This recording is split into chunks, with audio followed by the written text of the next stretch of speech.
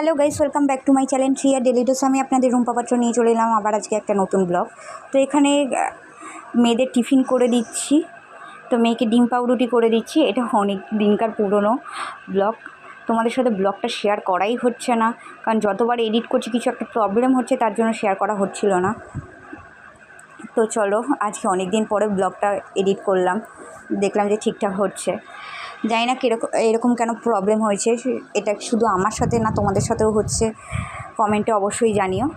তো এখানে যথারীতি মেয়েদের টিফিন রেডি করে আমি চা বসিয়ে দিয়েছি। তারপরে চা খেতে খেতে চিন্তা করব যে আমি কি রান্না করব। আর ছোটো মেয়ে দিয়ে গেল এখানে চা পাতাটা ফুরিয়ে গেছিলো, তাই ঘরের থেকে মাসকাবাড়ি বাজারের থেকে আবার একটা চা পাতা বের করে আনলাম। আর আমি একটু কড়া চা খেতে ভালোবাসি, এটা টাটা গোল্ডের চাটা আমি খাই, ভীষণ ভালো লাগে আমার। আর আমি একটু কড়া করেই চাটা খাই। গরমে তো অবস্থা খারাপ, তাও এখানে করে দিতে হচ্ছে, মানে দাঁড়ানো যায় না আগুনের কাছে। চলো, তাও করতে হবে, যতই গরম পড়ুক যাই হোক। কীরকম রোদ্দুরটা দেখেছো, তার মধ্যে আগুনের কাছে দাঁড়িয়ে দাঁড়িয়ে কোনো রকম হাওয়া বাতাস আসার তো কোনো বালাই নেই।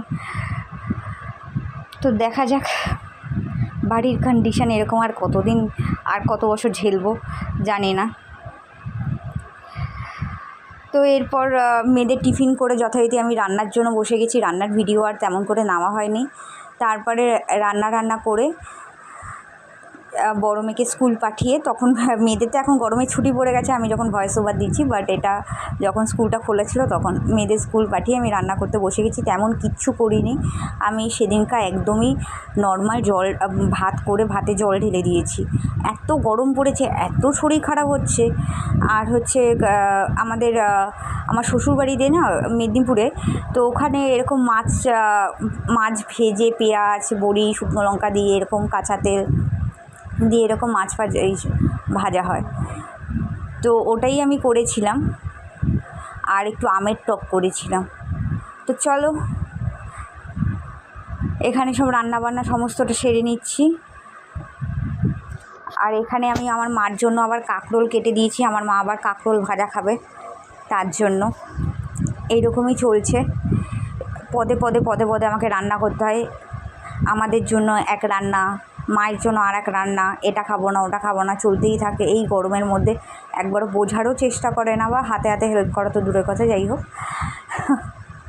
তো এইটা সব ঘরেই হয়। তো চলো, রান্নাবান্না সেরে নিই, তারপর তোমাদের সাথে আবার দেখা হচ্ছে।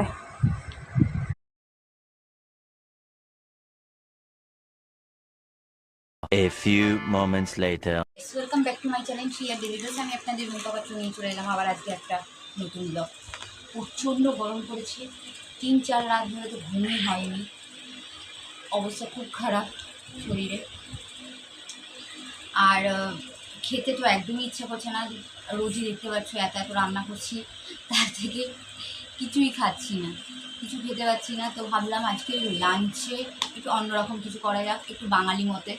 তো সকালই ওর জন্য মেয়ে যখন স্কুলে যায় তখন ভাতটা বসিয়ে দিয়েছিলাম।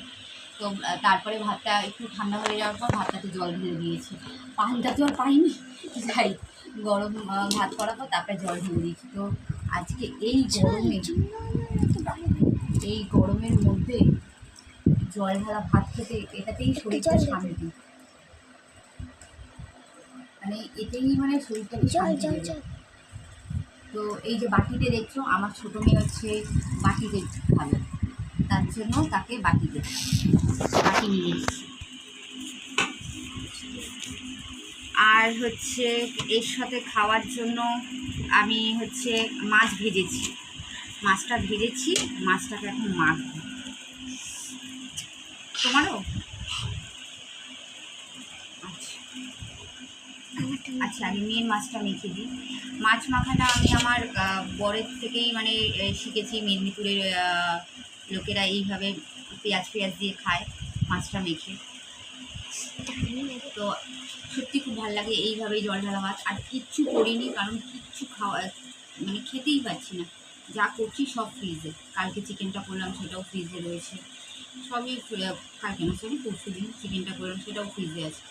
কালকে তো নিরামিষ হলো, ডাল সব ফেলে দিতে হচ্ছে, কিচ্ছু দিতে হচ্ছে না। আর আগুনের কাছে দাঁড়িয়ে এতক্ষণ রান্না করছি, তারপরে সেগুলোকে খেতে পাচ্ছি না, ফেলে দিতে হচ্ছে, মেয়েরাও খেতে পারছে না। তো এটাকে আমি আমার ছোটো মেয়ে মেখে দিচ্ছি। ঝাল দেবো, অত বড় তো অল্প লঙ্কা, ঝাল খাবে ও। অত বড় তো লঙ্কা এনেছি। ও অত বড় লঙ্কা নিয়ে এসছে। আচ্ছা, শুকনো লঙ্কা ভাজিনি, কারণ এই মানে শুকনো লঙ্কাটা না খাওয়াটা খুব একটা বেশি ভালো না, এর জন্য সর্ষে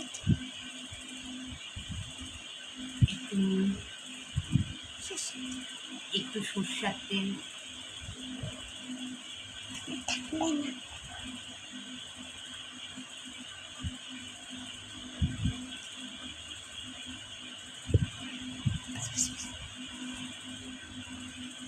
আমার মেয়ে এটা দিয়ে সুন্দর করে খেয়ে নেবে।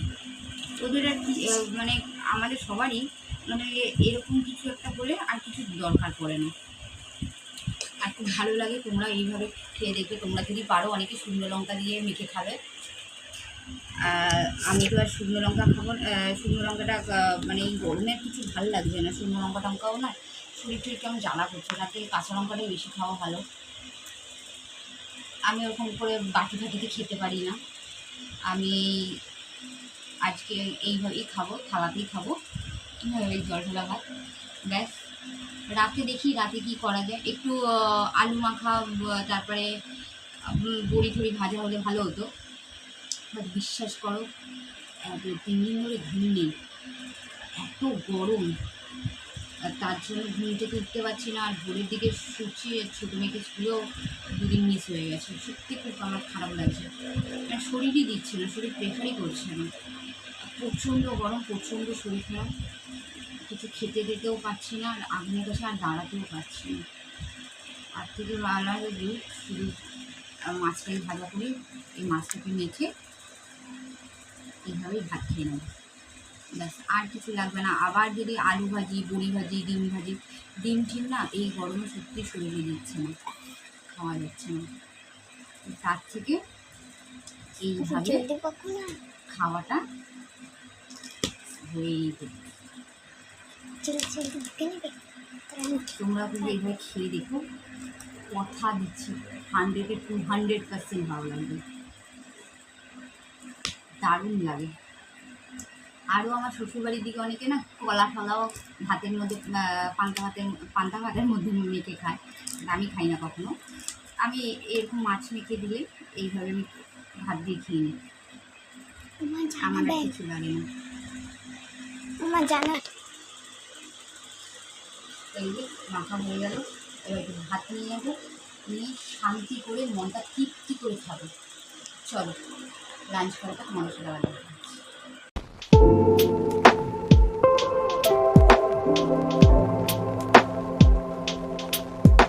ব্লগটা এই পর্যন্ত। যদি ব্লগটা ভালো লেগে থাকে তাহলে লাইক, শেয়ার এবং সাবস্ক্রাইব করে দেবে, কমেন্ট করতে কিন্তু ভুলবে না। Tata, bye bye, love you.